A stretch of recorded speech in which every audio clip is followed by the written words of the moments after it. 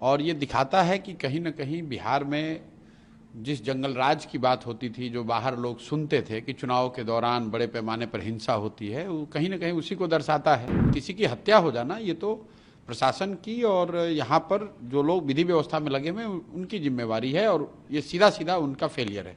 देखिए, जो खबर आई है उसमें जिन सज्जन की हत्या हुई है वो जनसुराज में आधिकारिक तौर पर नहीं है, लेकिन जनसुराज के जो वहाँ आधिकारिक उम्मीदवार हैं पीयूष जी, उनके साथ उनके समर्थन में वो लगे रहे हैं। और ये दिखाता है कि कहीं ना कहीं बिहार में जिस जंगल राज की बात होती थी, जो बाहर लोग सुनते थे कि चुनाव के दौरान बड़े पैमाने पर हिंसा होती है, वो कहीं ना कहीं उसी को दर्शाता है। चुनावी मतभेद होना, आरोप प्रत्यारोप लोकतंत्र का हिस्सा है, लेकिन किसी की हत्या हो जाना, वो आदमी सही है गलत है, उसने क्या किया नहीं किया, वो बहस का मुद्दा हो सकता है, लेकिन लोकतंत्र में हिंसा की जगह नहीं हो सकती। और किसी की हत्या हो जाना ये तो प्रशासन की और यहाँ पर जो लोग विधि व्यवस्था में लगे हुए उनकी जिम्मेवारी है, और ये सीधा सीधा उनका फेलियर है। मोकामा के लोगों से क्या अपील करेंगे, क्योंकि दोनों गठबंधन के जो प्रत्याशी हैं वो बाहुबली छवि के कहलाते हैं? मोकामा के लोगों से ही नहीं, पूरे बिहार के लोगों से ये इस घटना का हवाला देते हुए कहेंगे कि मैं जो जनसुराज हमेशा कहता है कि गलत के साथ रहिएगा तो गलत ही होगा। बाहुबली किसी जाति का हो, किसी समाज का हो, आपके गांव का हो, आपके विचारधारा का हो, जो गलत है वो गलत है। और मोकामा में ये दिख रहा है कि अगर दो बाहुबली लड़ रहे हैं, उसमें जनसुराज का एक पढ़ा लिखा यंग लड़का चुनाव लड़ रहा है, तो कितनी घबराहट है। मैंने एक पहले भी बयान में कहा था कि जो बाहुबली हैं वो बाहुबलियों से लड़ने में नहीं डरते हैं, वो अच्छे लोगों से लड़ने में डरते हैं। तो जनसुराज ने ये विकल्प जनता को दिया है, सिर्फ मोकामा में नहीं दिया है, बिहार के बहुतेरे ऐसे क्षेत्र में जहां यहाँ से बालू माफिया, शराब माफिया, बड़े नेताओं के बच्चे भ्रष्टाचारी लड़ रहे हैं, उनके सामने स्वच्छ लोगों का एक विकल्प दिया गया है। अब बिहार की जनता पर है कि वो स्वच्छ लोगों को चुनती है या फिर वही पुराने भ्रष्टाचारियों को, बाहुबलियों को चुनती है। एनडीए ने अपना घोषणा पत्र जारी किया है, वो जो 7 निश्चय जिसको नीतीश कुमार लेकर के 2015 से चल रहे थे, कहीं ना कहीं उसको समाप्त किया गया है और एक नया 1 करोड़ लोगों को रोजगार, महिलाओं को नहीं। देखिए, जो लोग सत्ता में बैठे हुए हैं पिछले 15-20 सालों में, उनको बिहार की जनता ने कई बार अवसर दिया।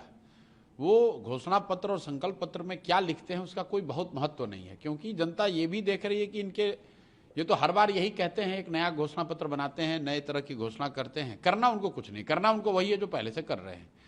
और जो बिहार की स्थिति अभी है, आप इन सारे संकल्प पत्र और घोषणा पत्रों के बाद भी देश के सबसे गरीब और पिछड़े राज्य हैं। 50 लाख से ज़्यादा बच्चे अभी भी छठ में किस तरीके से, कितनी दुर्दशा से वापस लौटे हैं, ये पूरे देश ने अभी देखा है, 5 दिन पहले देखा है।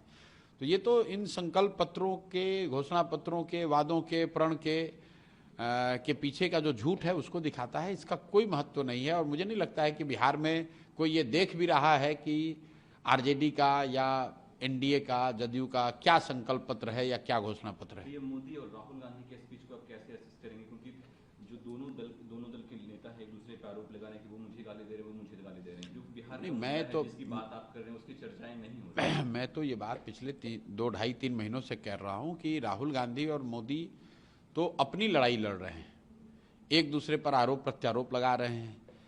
बिहार के बारे में ना राहुल गांधी बोल रहे हैं ना मोदी जी बोल रहे हैं। राहुल गांधी ने ये कहा कि उनके पिताजी ने 1989 में जो 50,000 करोड़ के पैकेज की घोषणा की, उसके बाद 15 साल केंद्र में कांग्रेस गठबंधन की सरकार रही, उन्होंने बिहार के लिए क्या किया। वही बात मोदी जी 15 साल से प्रधानमंत्री हैं। बिहार के सुधार के लिए, बिहार में रोजगार के लिए, बिहार में पलायन रोकने के लिए, बिहार में बाढ़ की स्थिति को सुधारने के लिए मोदी जी ने क्या किया? कुछ नहीं किया है। तो गलती राहुल गांधी और मोदी की नहीं है, गलती अगर हमारी आपकी है, क्योंकि अगर हम लोग फिर भी इनको देखने समझने के बाद भी जाकर इनको वोट देंगे तो अगले 5 साल भी आप उसी कुव्यवस्था में रहिएगा जिस कुव्यवस्था में आप पिछले कई वर्षों से जी रहे हैं। अभी तक लोगों का यह कहना था कि हमारे पास विकल्प नहीं है, तो अब विकल्प आ गया। अब आपको लालू के डर से नीतीश भाजपा और भाजपा के डर से लालू जी को वोट देने की जरूरत नहीं है। आपके पास जनसुराज का विकल्प है, अच्छे लोगों का विकल्प है। अगर आप इसके बाद भी उस विकल्प को छोड़कर पुराने ढर्रे पर चलेंगे तो अपने बच्चों के लिए, अपने परिवार के लिए, खुद के लिए भ्रष्टाचार और पलायन वाली राजनीति और व्यवस्था युवाओं से कर रहे हैं को लेकर चलिए।